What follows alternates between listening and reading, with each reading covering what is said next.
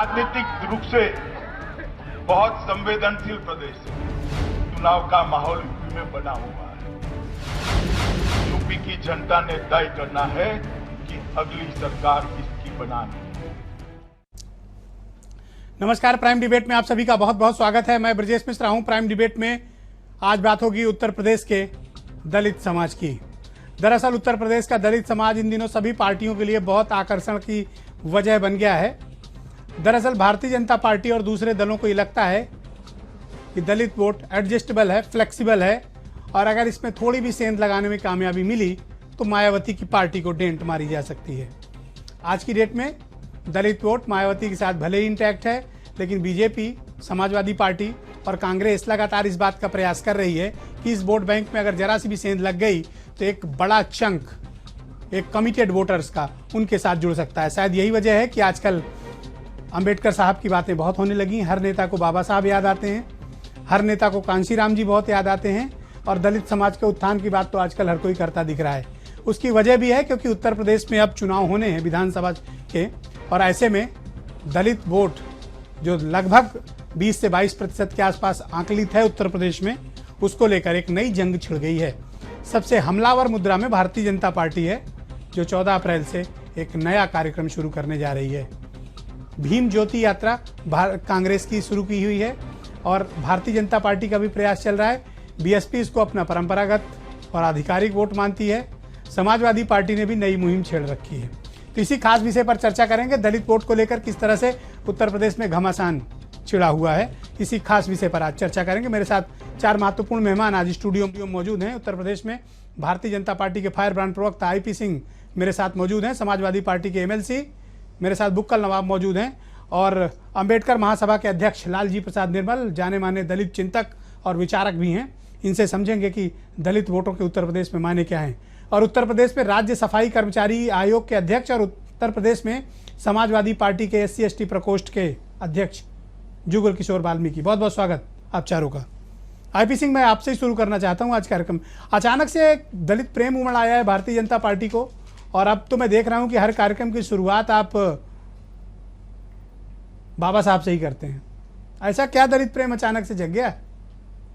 देखिए, अगर देखा जाए दलित समाज वो सोशल सफरर रहा है, सोशल डिस्क्रिमिनेशन, मतलब वो समाज में तिरस्कृत रहा है। और जब देश के यशस्वी प्रधानमंत्री माननीय मोदी जी ने जब संसदीय दल को संबोधित कर रहे थे और 125 करोड़ की जनता के बीच जो चुनाव जीत कर आए, तो उन्होंने साफ तौर से कहा कि ये जीत मेरी जीत नहीं, ये देश की जनता की जीत है। और संसदीय दल को संबोधित करते हुए उन्होंने कहा कि मेरी सरकार दलित, वंचित, शोषित, गरीब, गांव, किसान को समर्पित हमारी सरकार है। और यही कारण था कि जब से यशस्वी प्रधानमंत्री जी ने यह बीड़ा उठाया, आज देखिए भारत में कृषि प्रधान देश है, और भारत की अर्थव्यवस्था में किसानों के अचानक से कैसे याद आ गए, मैं तो ये पूछ रहा हूं। इसके पहले की सरकारों में तो कभी मुझे ऐसा नहीं दिखा कि भारतीय जनता पार्टी ने कभी दलितों की तरफ ध्यान भी दिया हो।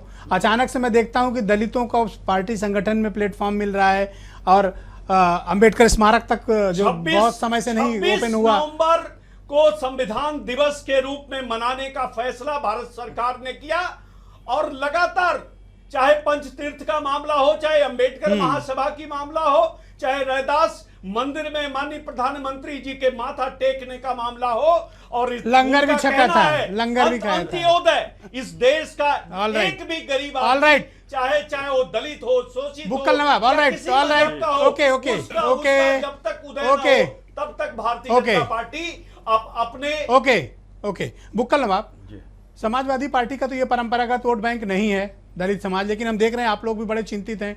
तो अचानक से ये वोट आपके लिए इतना महत्वपूर्ण कैसे हो गया? अब तो आप भी कमिश्नरी लेवल पे मैंने सुना है कि आप लोग भी कार्यक्रम वगैरह आयोजित कर रहे हैं। ये वोट तो आपको मिलता नहीं था, हालांकि इस वक्त समाजवादी पार्टी के पास सबसे ज्यादा शेड्यूल्ड कास्ट MLA हैं। जी देखिए, सबसे पहले तो हम अपना शुरू करेंगे। अपनों की फेहरिस्त में कितनों का ही नाम आया, जब वक्त पड़ा हम पर तो एक ना काम आया। कहाँ पर तीर लगना है निशाना हमको आता है, अगर हम वादा करते हैं निभाना हमको आता है। ये एक हमारी सरकार है जो वादा निभाती है, और जो सरकारें हैं वो वादा निभाती नहीं निभाती हैं वो तो मतलब ये सब जग जाहिर है और सब लोग देख रहे हैं। जिस तरीके से हम तो उस पार्टी के से संबंध रखते हैं जो हमारे नेता ही जो किसान हैं, जिन्होंने अपने कंधे पर हल रख के जो है वो खेत जोता है। और हम आपको बता दें कि ये खाली हम लोग को मतलब यहाँ को हम 1 मिनट देखिए, हम आप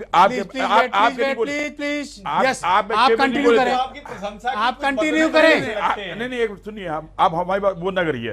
देखिए ऐसे आदि कवि महर्षि वाल्मीकि जी जो हैं वो उनके लिए जो है हमारी बड़ी बड़ी पार्टियां जो हैं, अब नाम नहीं लेंगे, सब बड़ी बड़ी पार्टियां अगल बगल में हो सकता है बैठी हुई हों कुछ हो, या मतलब ये कि जो भी पार्टियां हैं वो बहुत घड़ियाली आंसू बहाती हैं महर्षि वाल्मीकि के लिए कि हम जो है सबसे बड़े हितैषी हैं महर्षि वाल्मीकि के। लेकिन हम जमीन के अधिकार तक छीन रखे हैं इनसे। नहीं हम इनसे सवाल करना चाहते हैं। हम सवाल ये करना चाहते हैं, महर्षि आदि कवि जिन्होंने कविता का सबसे पहला उन्हीं ने ही कविता का मतलब शुरुआत की, आदि कवि महर्षि वाल्मीकि जी जो है उनकी छुट्टी जो है वो किसने की है? आपको कभी तरस आया घड़ियाली आंसू बहाने वालों को? हमने मुलायम सिंह यादव जी ने जो है महर्षि वाल्मीकि की छुट्टी की। 7 बजे हमारी महिलाएं सफाई कर्मचारी 7 बजे जाती थी निकल के, 8 बजे जो करने वाला का कोई शख्स है उसका नाम है मुलायम सिंह यादव, क्योंकि अपने बच्चों को हम तैयार कर ले, नहला ले, धुला ले, आंखों में काजल लगा ले। Lalji Prasad Nirmal, all right, okay please, IP Singh no please करके दिखाया, वो हमने दिखाया है। Okay Bukkal Nawab please. लालजी प्रसाद निर्मल मेरे साथ मौजूद है, बहुत जाने माने दलित चिंतक और अंबेडकर महासभा जहां लखनऊ में मोदी आए थे उसके अध्यक्ष भी हैं। निर्मल साहब मुझे आप बताओ कि दलित वोटों के लिए मैं तो देख रहा हूं फिर से वही दांवपेच शुरू हो गया है। ये उत्तर प्रदेश में दलित वोटों के मायने क्या हैं, जरा आप विस्तार से समझाओ इस बात को।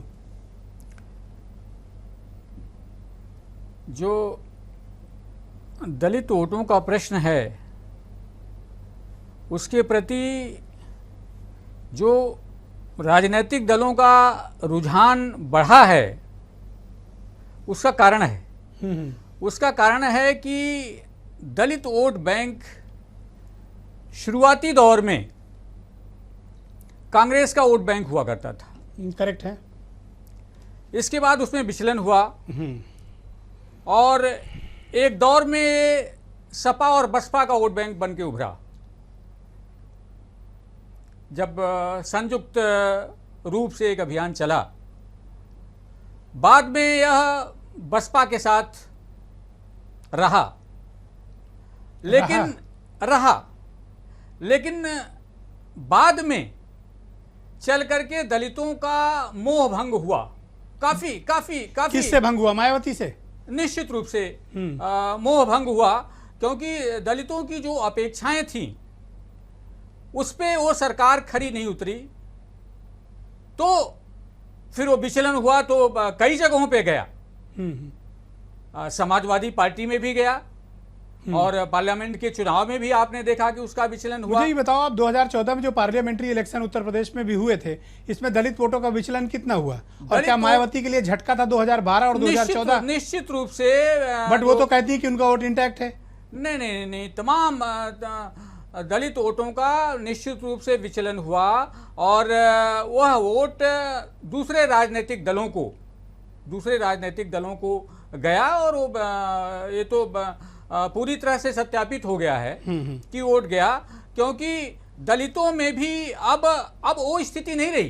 क्योंकि देखिए, दलितों में एक पढ़ा लिखा तबका पैदा हो गया है जो कि ग्रामीण परिवेश से भी जुड़ा हुआ है। तो अब वो चिंतन करता है कि डॉक्टर अंबेडकर जो चाहते थे या जो दलित चाहते हैं वो सरकारें कर रहे हैं कि नहीं। अगर हम 3 बार सत्ता में आए दलितों के नाम पे, तो वो हम कर पा रहे हैं कि नहीं कर पा रहे हैं, और नहीं कर पा रहे हैं तो फिर वो सवाल बनता है। तो इसलिए दलितों में जो विचलन है वो इस कारण है। और ये विचलन को देख आने वाले समय में ये विचलन और बढ़ सकता है क्या? ये आने वाले समय में विचलन इसलिए बढ़ेगा कि आप देख रहे हैं कि बहुजन मुक्ति पार्टी का उदय हो गया उत्तर प्रदेश में, और उसमें कई लोग जैसे दद्दू प्रसाद जी हैं, बुंदेलखंड के दलित नेता, जो कि कभी बसपा में रहा करते थे। पर मैंने देखा है कि बीएसपी की डाल से जो बिछड़ा है आज तक वो खड़ा नहीं हो पाया।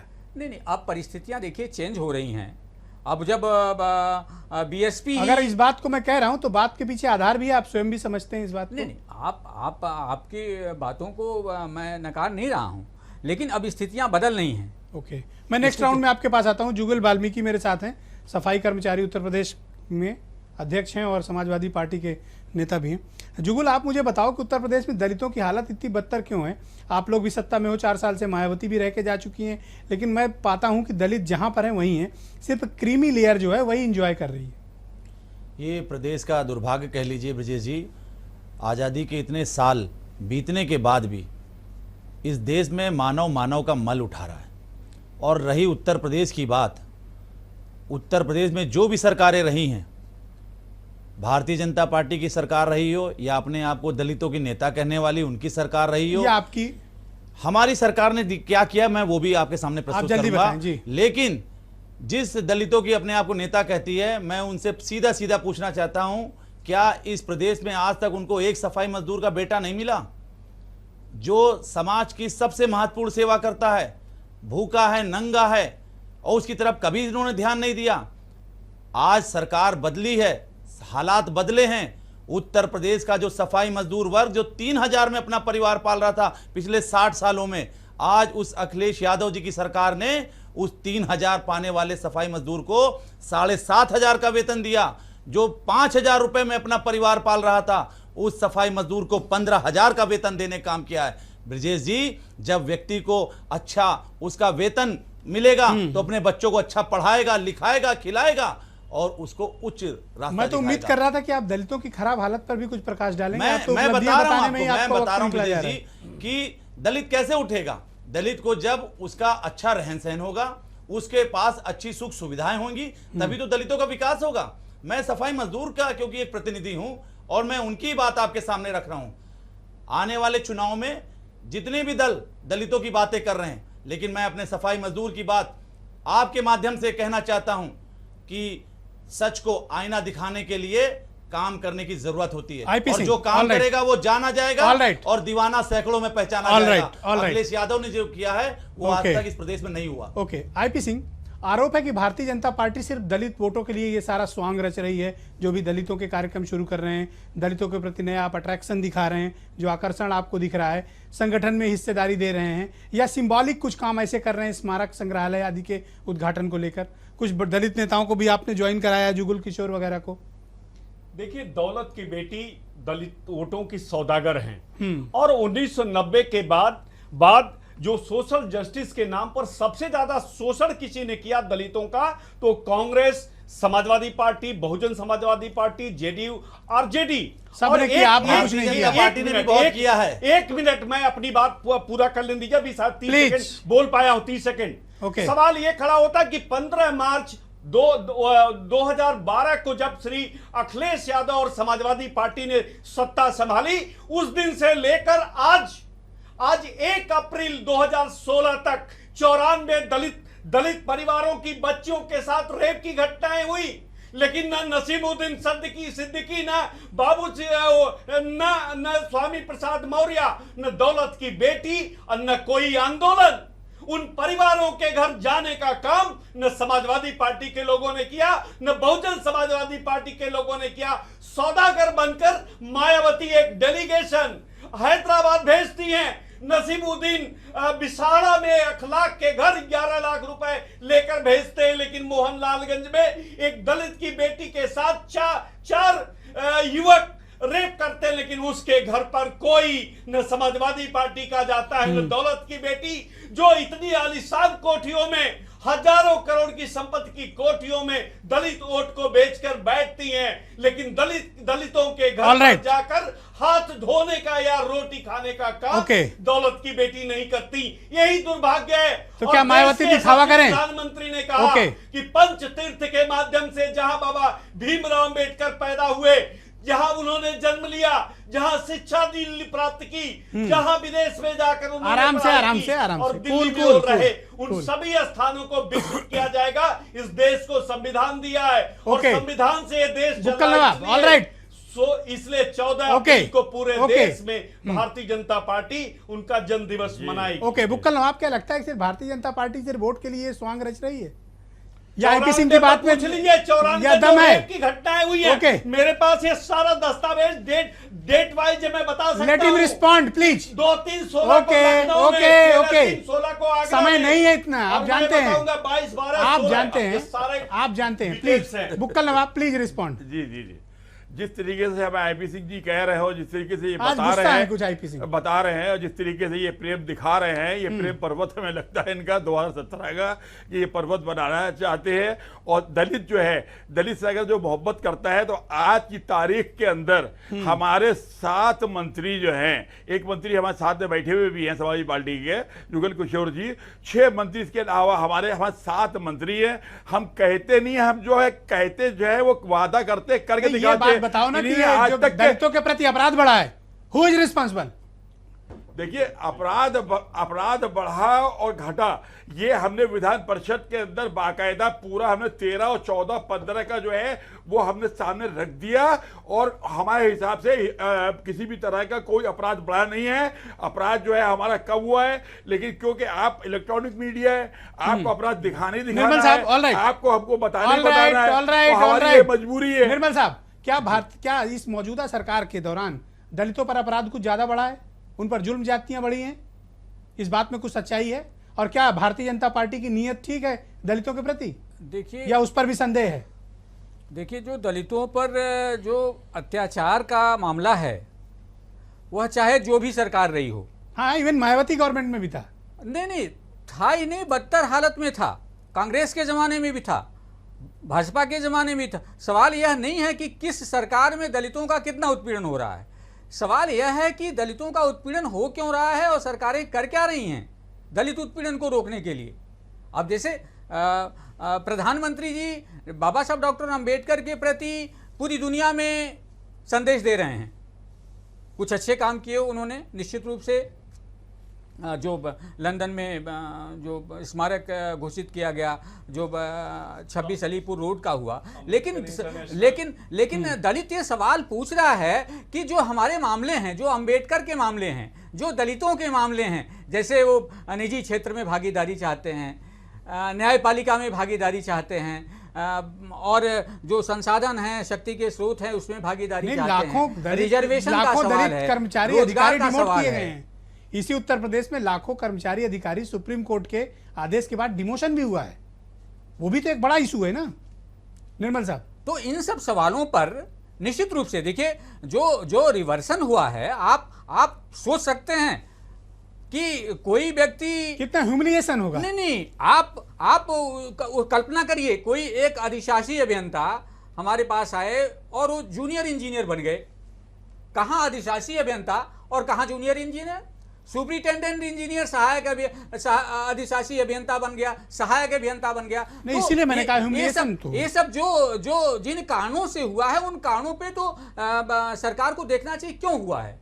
तो मोदी तो आए थे अंबेडकर महासभा, आपने क्या किया? निश्चित रूप से हमने कहा कि भी कुछ नहीं किया। रिवर्सन का मामला है, जो सुप्रीम कोर्ट ने जो रिवर्ट किया लोगों को, उन कारणों को देखते हुए उन जो कमियां हैं कॉन्स्टिट्यूशन में, जिसके कारण सुप्रीम कोर्ट ने आदेश किया है, तो उसका निराकरण होना चाहिए। ये आजादी के अच्छा, बाद। मैं एक जल्दी से आपसे क्वेश्चन ये पूछता हूं कि क्या मायावती का ये परंपरागत वोट बैंक है, उनका अधिकार है, दलित अगर उनके अलावा कहीं वोट देता है तो गलत है, जिस तरह वो प्रोजेक्ट खुद को करती है? नहीं, देखिए, ये तो बड़ा दुर्भाग्य है कि पूरे देश में एक माहौल सा बनाया गया कि दलित मीन्स मायावती, मायावती मीन्स अंबेडकर। ऐसा कहीं कतई नहीं है, पूरे देश के पैमाने पर देख लीजिए, ऐसा कुछ नहीं। चूंकि यहाँ पर एक माहौल बनाया गया, एक ऐसा माहौल बनाया गया, वरना मायावती, मैं आपको बताऊं कि लोगों को पता नहीं, उत्तर प्रदेश में मायावती ने डॉक्टर अंबेडकर के नाम से स्मारक बनाया गोमती नगर में। आप वहां जाकर के देखिए, आपने गौर नहीं किया होगा ब्रजेश जी, वहां पर मायावती जी की सबसे ऊंची प्रतिमा लगी हुई है डॉक्टर अंबेडकर स्मारक में। उनकी प्रतिमा 20 फीट की है, जबकि बाबा साहब डॉक्टर अंबेडकर की प्रतिमा 15 फीट की लगी हुई है। बाबा साहब डॉक्टर अंबेडकर की प्रतिमाओं की संख्या वहां पर कम दिखेगी और मायावती जी की प्रतिमाओं की संख्या वहां पर आपको ज्यादा दिखेगी। तो डॉक्टर अंबेडकर से बड़ा बनने का प्रयास जो है, वो दलित बुद्धिजीवियों को रास नहीं आ रहा है। और जो दलित सवाल हैं, जो दलितों ने, डॉक्टर अंबेडकर के लोगों ने जो जुगल की सपना ऑल देखा राइट, था। मैं नेक्स्ट राउंड में आता हूं। जुगल वाल्मीकि, आरोप है कि आपकी सरकार में दलितों के प्रति अत्याचार और अपराध बढ़े हैं और आप लोग नहीं रोक पा रहे हैं उसको। नहीं, ऐसा नहीं है ब्रजेश जी।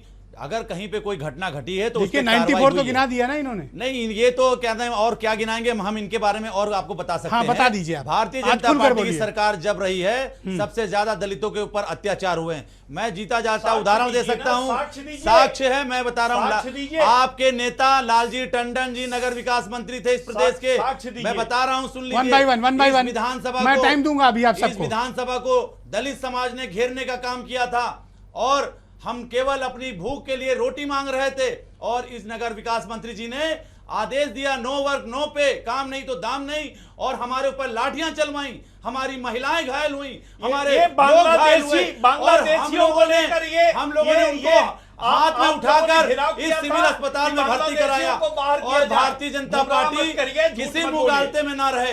दलित समाज भारतीय जनता पार्टी के बारे में बहुत अच्छी तरह जानता है, ऑल राइट, और दलित समाज हाँ। ये जानता है कि उसका भला कहां है। कहां है कहीं भी भला चला उसका? जाए, कहां भला लेकिन है? भारतीय जनता पार्टी में दलित कभी नहीं जाएगा। Okay, last round 20 second. IP Singh please continue. Vijay ji, मैं 20 Please, सेकंड 20 ज्यादा सेकंड। लूंगा। एक Please. रिपोर्ट है वर्ल्ड इकोनॉमिक फोरम और आर्थिक समीक्षा 2015-16 की। वो स्पष्ट तौर से कहती है कि संगठित और असंगठित क्षेत्र में कुल जितनी नौकरियां हैं, ये 128 करोड़ में वो 4.9 मतलब 4 करोड़ 90 लाख, और कुल मिलाकर 1 करोड़ 76 लाख सरकारी नौकरी में है। और दो डेटा पर बाद में बात हो जाए, आप फैक्ट आप कर लो। और क्या बोल रहे हैं यार? 95 असंगठित क्षेत्र में सवाल ये खड़ा होता है कि आरक्षण जो जिसे प्राप्त हुआ है वही पंक्ति में आगे खड़ा है। क्या हमारे मित्र दोनों क्या आरक्षण बैठे हैं? वापस लेगी क्या भारतीय जनता उनको पार्टी? कोई अवसर देगी? बीजेपी क्या साजिश है, रिजर्वेशन वापस लेगी? साजिश है, ये आरक्षण ये लेना चाहते हैं। बीजेपी आरक्षण वापस लेगी क्या? ये इनकी साजिश आरक्षण है। वापस लेगी क्या? नहीं, नहीं। साजिश है, ये मैं- आरक्षण मैं को वापस एक- लेना एक- चाहते हैं। एक रिपोर्ट के लेकिन दलित हवाले समाज